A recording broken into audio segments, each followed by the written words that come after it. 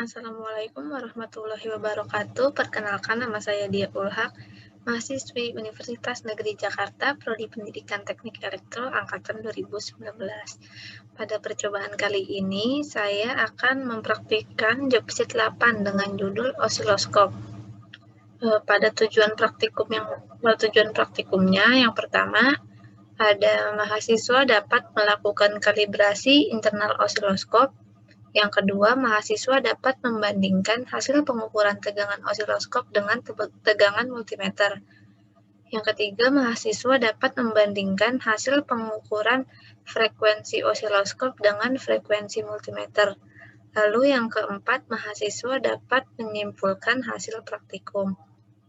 Lalu untuk alat dan bahannya, saya membutuhkan osiloskop, power supply, dan multimeter. Namun, karena keterbatasan alat dan bahan yang saya punya, maka pada praktikum kali ini saya akan melakukan simulasi menggunakan aplikasi Proteus.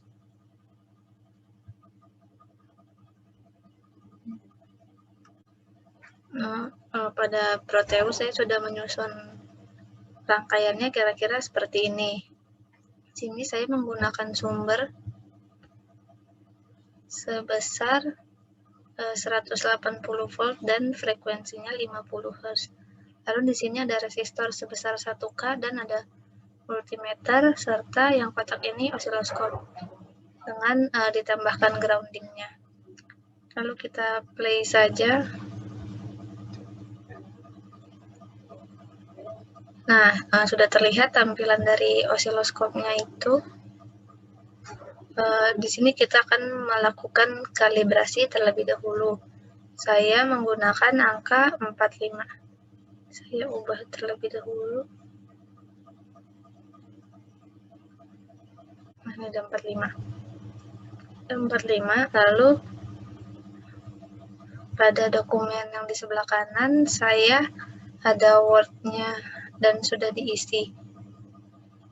Di pada Word ini ditanyakan tegangan pada multimeternya berapa, terus volt per div, terus tegangan puncak ke puncak, VP, dan tegangan efektif.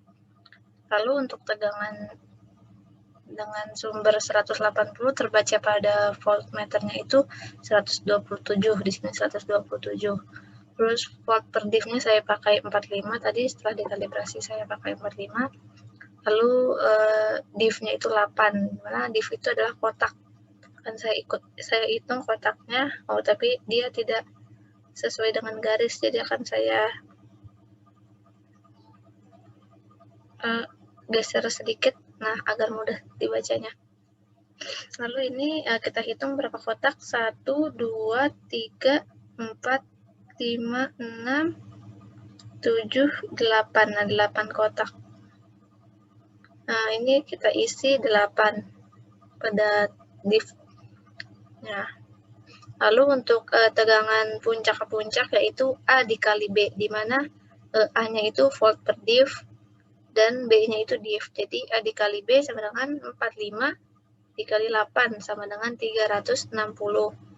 Dan untuk VP-nya, VP itu tegangan puncak ke puncak dibagi 2. Berarti 360 kita bagi dengan 2 sama dengan 180. Lalu untuk tegangan efektifnya itu yaitu VP dikali 0,707. Di sini kita mendapatkan 180 dikali 0,707 itu hasilnya 127,26. Dan untuk percobaan yang kedua ini saya menggunakan tegangannya sebesar 220. Maaf, keluar sendiri tadi.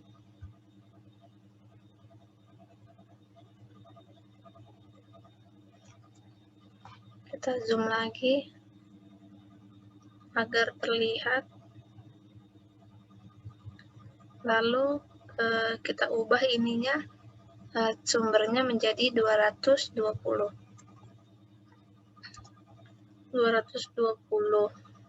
Kita nyalakan kembali. Nah, volt per div-nya saya pakai 24,5, di sini sudah 24,5. Lalu pada avometer terbaca tegangan sebesar 155 dengan tadi sumbernya 220. Lalu kita akan menghitung div per div-nya. Ini kita geser lagi agar dibacanya lebih mudah. Didapatkan div-nya itu kotaknya sebanyak 18, terus tegangan puncak ke puncaknya A dikali B, berarti 24,5 dikali 18, 441, dan VP-nya sama dengan tegangan puncak ke puncak dibagi 2, berarti 220,5. Itu hasilnya. Setelah itu tegangan efektif yaitu 220 kita kali dengan 0,707, maka didapatkan hasil 155,89. Dan begitu pula pada percobaan ketiga, caranya sama juga.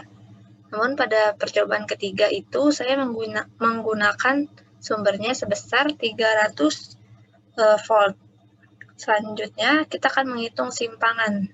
Jadi simpangan itu merupakan perbedaan antara tegangan efektif dengan tegangan yang terbaca pada multimeter atau avometer.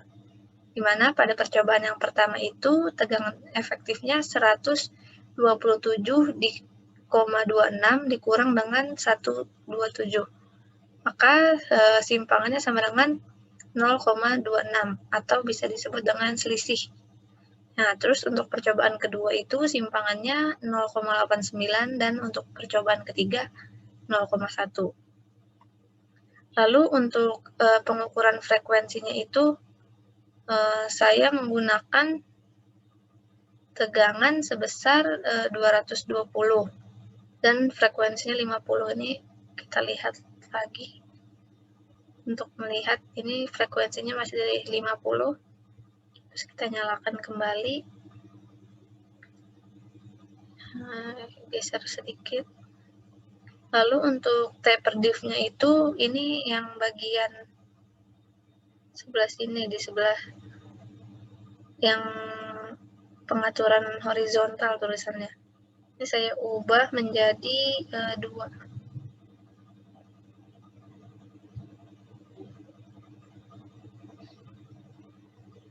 Nah, ini sudah 2. T per div-nya itu sama dengan 2 atau 2 mili. Lalu div-nya itu kotak dari puncak menuju ke puncak atau lebar dari puncak ke puncak itu berapa, nih kita geser dulu agar mempermudah perhitungan. Nah, coba kita hitung berapa kotak. 1, 2, 3, 4, 5, 6, 7, 8, 9, 10. 10 kotak, maka kita isi div-nya 10. Lalu untuk T-nya itu kita dapat dengan A dikali B. A dikali B itu sama dengan 2 dikali 10, 20. Ini masih milisekon. Lalu kita ubah satuannya jadi sekon, maka 20 dibagi 1000 sama dengan 0,02. Lalu kita akan mencari frekuensi. Rumus frekuensinya itu yaitu 1 dibagi dengan T. Maka 1 dibagi dengan 0,02 itu hasilnya 50. Maka kita akan mendapatkan frekuensinya sebesar 50. Lalu kita akan mencari simpangannya, di mana frekuensi yang kita hitung dengan frekuensi yang tadi kita tetapkan itu nilainya sama-sama 50. Maka simpangannya 0 karena dia tidak ada selisihnya.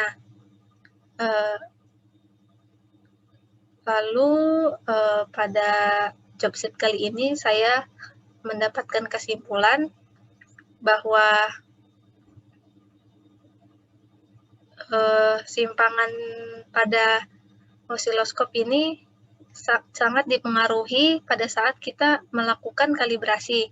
Apabila kalibrasinya tidak sesuai dengan tegangan yang kita pakai, maka kemungkinan besar simpangannya juga akan semakin jauh, karena semakin kecil nilai simpangan itu, maka perhitungannya semakin bagus. Karena ini masih di bawah 1 semua. Kalau misalkan dia udah di atas 1 atau 2 dan seterusnya, itu mungkin kurang bagus akibat dari kesalahan kita pada saat mengkalibrasinya itu kurang tepat. Nah, mungkin sekian saja video dari saya, kurang lebihnya mohon maaf. Wassalamualaikum warahmatullahi wabarakatuh.